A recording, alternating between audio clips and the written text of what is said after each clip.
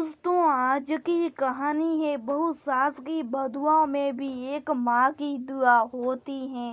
दोस्तों, कहानी शुरू करने से पहले अगर हमारे चैनल को सब्सक्राइब नहीं किया हो तो कर लीजिए ताकि आपके पास पहुँचे हर रोज नया वीडियो। लाल साड़ी, लाल बिंदिया और मंगलसूत्र पहनकर तैयार नई नवेली बहू भव्या रसोई में जाकर जल्दी जल्दी चाय बनाने लगी।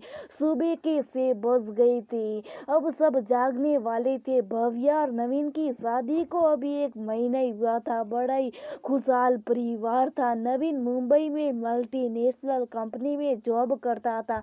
आज वो और भव्या रात की फ्लाइट से मुंबई जाने वाले थे। शादी के बाद भव्या पहली बार मुंबई जा रही थी। उसने अपनी सारी तैयारियां कर ली थी। तभी मम्मी जी और पापा जी टहल कर आए गए। जल्दी से चाय लेकर भव्या उनके रूम में गई। चाय देने के बाद भव्या पापा जी को प्रणाम की और फिर मम्मी जी को। मम्मी जी ने गौर से उसके चेहरे को देखा, फिर मुस्कुराते हुए बोली, तुम्हारे माथे की बिंदी जल्दी गिरे और मंगलसूत्र की लड़ियां टूटे। भव्या का दिल धक से रह गया। ये क्या आशीर्वाद दे गई। मम्मी जी पर नहीं थी और पापा जी भी सामने बैठे थे तो वो कुछ नहीं बोल पाई। वो डबडबाई सी वापस किचन में काम निपटाने लगी, पर उसका किसी भी काम में मन नहीं लग रहा था। बार बार मम्मी जी की कई बातों की तरफ दिमाग चला जाता था। सोची बाद में बोलूंगी, पर काम की अधिकता और मुंबई जाने की जल्दबाजी वो बात मैं भूल गई। शाम को नवीन और भव्या ने सबसे विदा ली। घर से निकलते समय भी भव्या कुछ अनमनी सी सास ससुर के पैर छुए और निकल गई। नवीन के साथ एयरपोर्ट पर मुंबई आकर भव्या और नवीन नई गृहस्थी की गाड़ी में व्यस्त हो गए। लेकिन भव्या अभी भी मम्मी जी की उस बात को भूल नहीं पाई थी। कभी कभी वो नवीन के प्रति काफी प्रोटेक्टिव हो जाती थी। नवीन ऑफिस से आने में थोड़ा सा देर क्या करता, उसका दिल अनेक शंका से घिर जाता। शुरुआत में नवीन भी उसे उसका प्यार समझकर नजरअंदाज करता रहता था, पर कभी कभी उसके इस रवैये से उखड़ भी जाता। चाहकर भी भव्या उससे अपना दर्द नहीं बांट पा रही थी। एक तो दोनों नई शादी और दूसरा नवीन का उसकी मम्मी के प्रति अंगात प्रेम। वो माँ बेटे के बीच में आना भी नहीं चाहती थी। फोन पर भी वो सासू माँ ने इन सब बातों का जिक्र नहीं कर पा रही थी। इन्हीं सब परिस्थितियों में भव्या गर्भवती हो गई। प्रेगनेंसी के दिक्कतों को देखते हुए भव्या अपने मायके चली गई। 9वें महीने बाद एक प्यारे से बेटे की माँ बनी। खबर सुनकर सभी बड़े खुश हुए। नवीन, मम्मी जी और पापा जी भव्या से मिलने हॉस्पिटल आई, लेकिन भव्या को मम्मी जी की वही बातें याद आ गई। वो मम्मी जी से थोड़ा कटी कटी सी थी।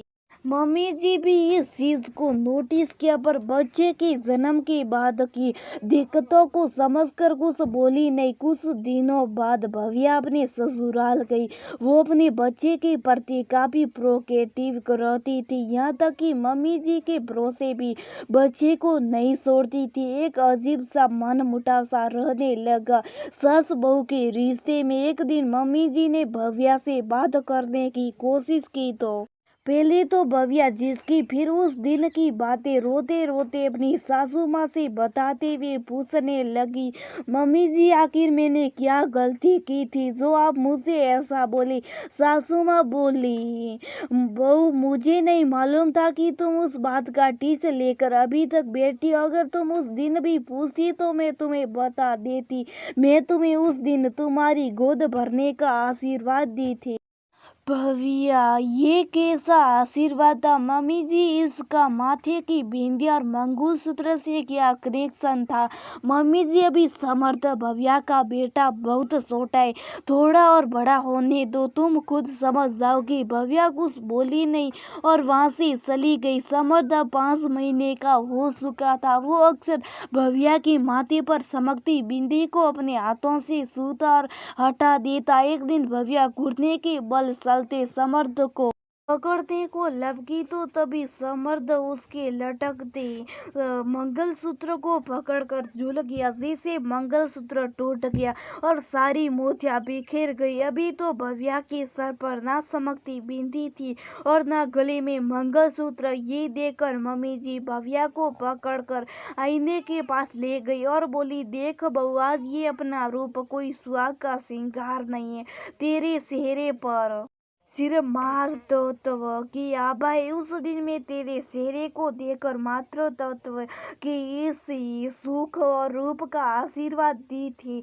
हाँ, मेरा तरीका गलत था, लेकिन मैं अपने आशीर्वाद से तेरे को ये समझाना चाहती थी कि तू मेरी यानी सास की किसी भी बातों को कभी दिल से नहीं लगाना, क्योंकि सास की बदुआओं में भी एक माँ की दुआ होती है। क्योंकि शादी के बाद कोई भी लड़की अपने पति की न सिर्फ सहस्त्री होती है, बल्कि उसे दो परिवारों से जोड़ने वाली एक मजबूत कड़ी भी बन जाती है। मैं तेरी माँ तो नहीं बन सकती, पर तू मुझसे वादा कर कि तुम्हारे रिश्ते की भी ऐसी छोटी मोटी बातों की गांठ नहीं पड़ने देगी। बोलते हुए मम्मी जी की आंखों से आंसू आ गए। भव्या को अपनी गलती समझ आने पर वो मम्मी जी से माफी मांगते हुए उनके गले लग जाती। आज इन सास बहू ने अपने दिल और आंखों से एक दूसरे के प्रति सारी गांठें खोल दी। पास ही में घुटने के बल चलना समर्थ उछाल मार मार कर अपनी खुशी दिखाने लगा। उसकी इस अदाकारी पर सास बहू दोनों खिलखिला के